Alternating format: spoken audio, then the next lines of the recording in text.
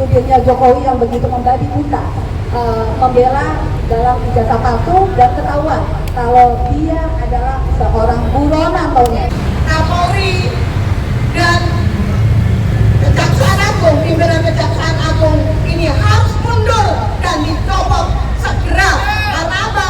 Mereka tidak mampu untuk melaksanakan tugas dan tupoksinya. Harus mundur, bukan berdalih. Kalau memang Bapak Presiden berkenan, Bapak Presiden meminta saya mundur, saya baru mundur. Itu namanya tidak gentle.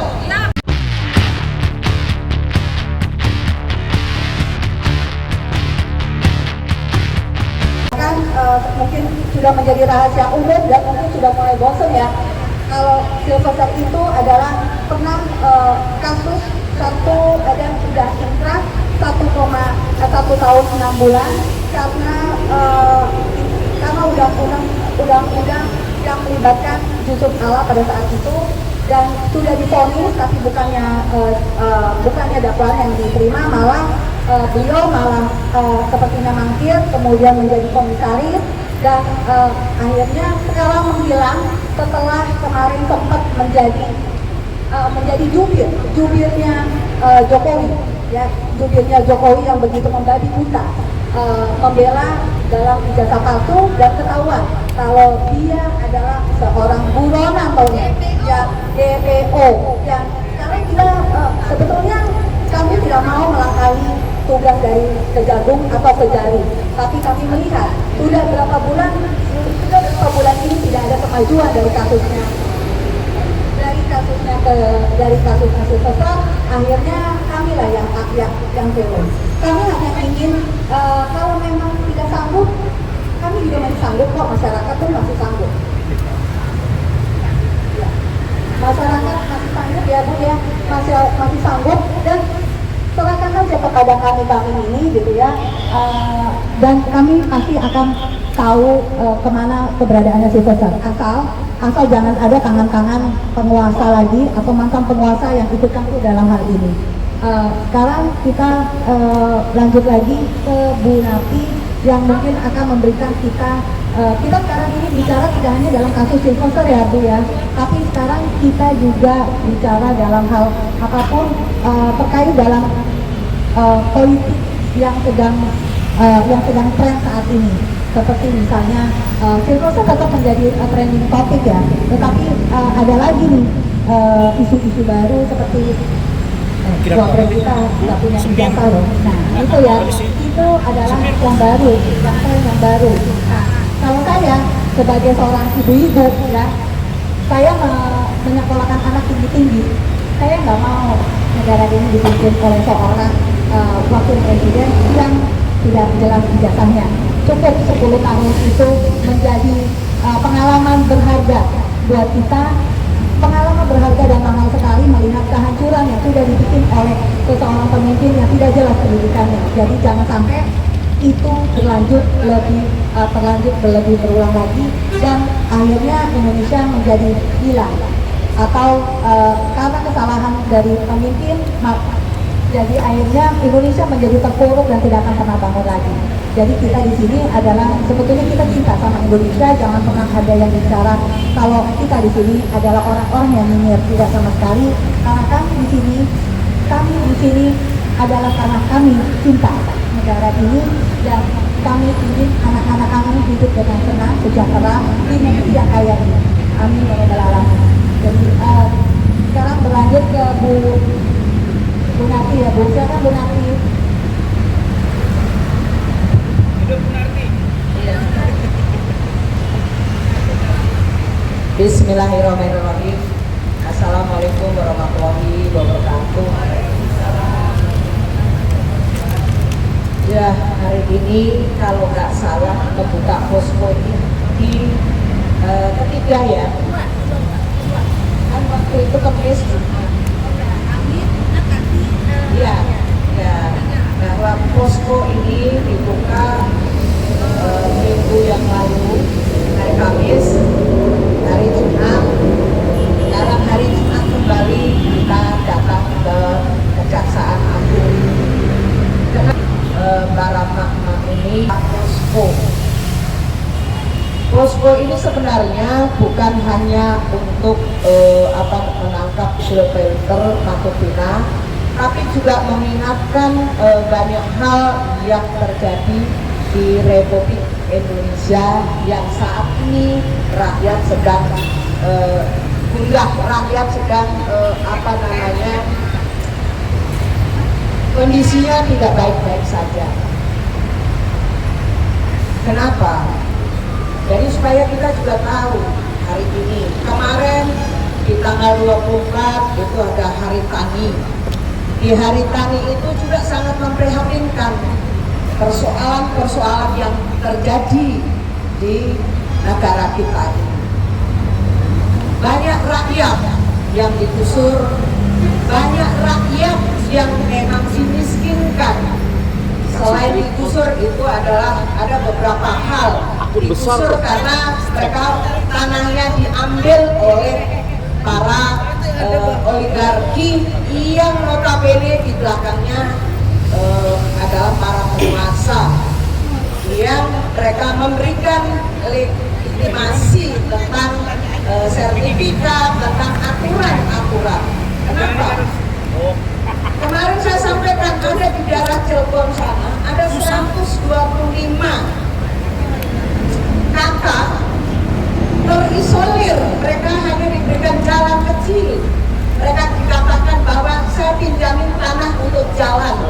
Ini sangat tragis, padahal itu adalah tanah rakyat, itu adalah tanah adat, dan mereka juga mempunyai namanya diri di tahun 70-an.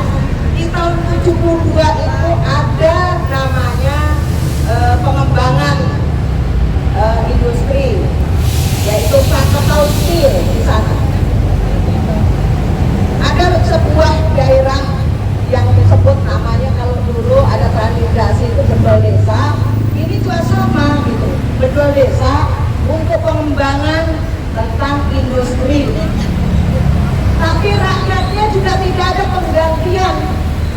Banyak sekali penggantian itu tidak sampai kepada rakyat. Dan di dekat mata kita di kebun sayur itu sudah ada penggusuran. Di sana banyak anak-anak. Di sana juga sudah berdiri tentang RT RW, lurah. Tapi kenapa mereka juga bayar PBB? Mereka digusur, tidak jelas siapa yang harus kita minta ganti rugi. Tapi kenapa justru memakai tangan-tangan preman, memakai tangan-tangan TNI Polri? Janganlah rakyat itu diadu domba dengan TNI Polri. Ini kan tidak adil bagi kita semua. Harusnya pemerintah, para penguasa ini malu melihat kaum perempuan atau emak-emak yang sudah lanjut usia ingin menunjukkan akar persoalan dan menyampaikan aspirasi, menyampaikan keluh kesah terhadap pemerintahan. Sebenarnya kejadian ini dari presiden yang lalu, sampai hari ini, dari Orde Baru, reformasi yang hari ini sudah reformis, tapi ternyata persoalan ini semakin semrawut, semakin tidak bisa diurai. Dari mana kita mau mengurai soal masalah-masalah yang terjadi di negara Republik Indonesia? Yang tadi dibilang ada, Ibu Menlu mengatakan ada ijazah yang dibilang di negara saya itu adalah katanya sih aspal gitu, asli tapi palsu kan gitu. Ini jadi memprihatinkan bagaimana kita mau melihat generasi penerus kita ini, bangsa ini yang benar-benar bersekolah tapi tidak juga punya martabat dan harga diri. Dan itu kan dari diri kita sendiri, baru kita minta dihargai pada orang lain, kan gitu. Bagaimana kalau kita menjadi pemimpin, padahal pemimpin itu sendiri tidak mempunyai martabat yang baik dan memberikan contoh yang terbaik terhadap bangsa ini, anak-anak bangsa ini. Ini kan, aduh, konyol juga, prihatin. Bukan berarti kita bicara ini, menyampaikan ini, kita tentang individunya, tapi mereka adalah pemimpin bangsa ini. Bagaimana kita harus memberikan contoh yang terbaik untuk anak bangsa ke depan lebih baik. Di dunia pendidikan ini mau dibawa kemana? Negara ini mau dibawa kemana? Jadinya yang kemarin saya dengar di 2030 atau 35 ini, Indonesia ini sudah diganti namanya. Kan prihatin. Kita ini walaupun tinggal menunggu, tapi bagaimana kita harus mempertahankan Indonesia ini tetap harus berlanjut yang lebih baik lagi. Jadi jangan gadekan, jangan sekali-sekali gadekan negeri ini.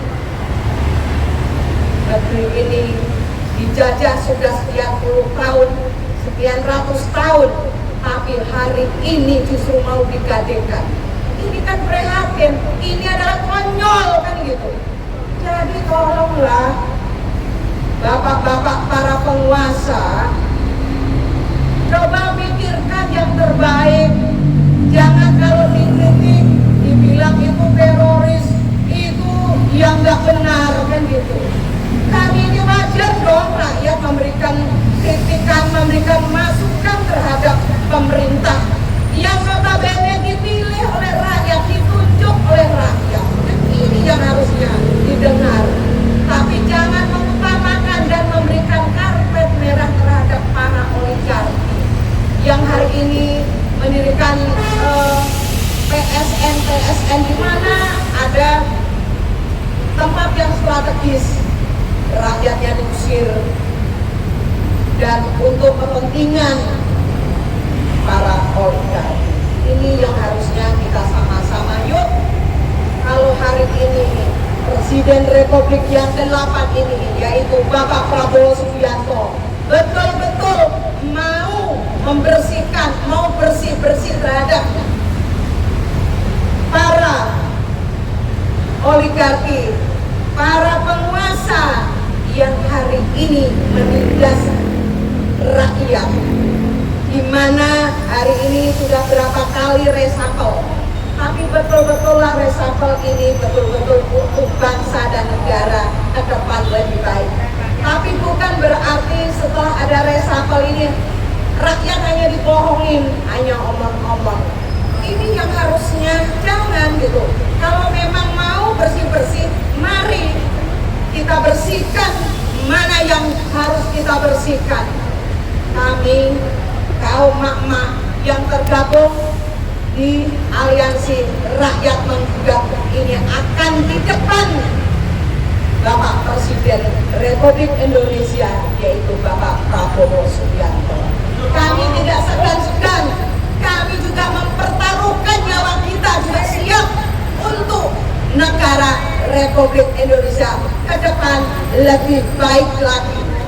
Bukan berarti kita ini hanya sekedar omong-omong, tapi kita betul-betul ingin membantu, ingin membersamai Presiden Republik Indonesia ke depan, betul-betul membersihkan, kan gitu. Ini kenapa? Filter ini kan sudah 6 tahun, sudah inkrah, juga tidak ditangkap. Ini menjadi DPO. Ada filter yang lain, ada Harun Masiku dan yang lain-lain. Kenapa para penegak hukum ini harusnya seperti contohnya adalah Kapolri sudah tidak mampu untuk menangkap filter dan yang lain-lain, itu harus mundur. Bukan berarti saya tergantung Bapak Presiden, kan gitu. Juga Kejaksaan Agung ini pimpinan yang teratas karena tidak mampu untuk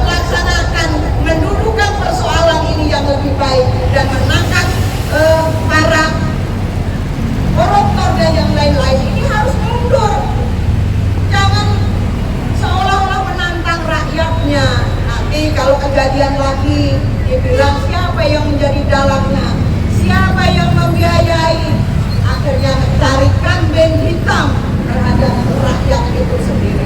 Padahal oligarki, pemerintah sendiri, para penegak hukum sendiri yang tidak mampu untuk menegakkan keadilan ini. Maka bagi saya hari ini Kapolri dan Kejaksaan Agung, pimpinan Kejaksaan Agung ini harus mundur dan dicopot segera karena apa?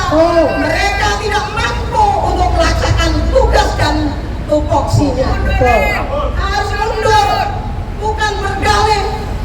Kalau memang Bapak Presiden berkenan, Bapak Presiden meminta saya mundur, saya baru mundur. Itu namanya tidak gentle. Kenapa? Kasus yang kemarin terjadi di tanggal 28, seorang Alvan Kurniawan yang mereka dilindas oleh Prancis. Bukan hanya sopirnya yang harus ditahan, bukan sopirnya yang harus istilahnya dipecat, Kapolrinya yang tidak mampu, yang harusnya dicopot segera. Ini yang harusnya bukan reformasi, tapi harusnya Kapolri yang harus mundur. Ini yang harus mundur, bukan yang di bawahnya sudah bertanggung jawab. Berarti pimpinannya yang tidak mampu yang harusnya dicopot atau mundur. Itu harusnya bukan cari pembenaran dirinya sendiri, tapi tanggung jawab seorang pimpinan, pucuk pimpinan ini yang harusnya bertanggung jawab. Karena saya tidak mampu, saya legowo, saya mundur, itu baru seorang pemimpin yang sejati. Saya rasa itu aja. Terima kasih. Wassalamualaikum.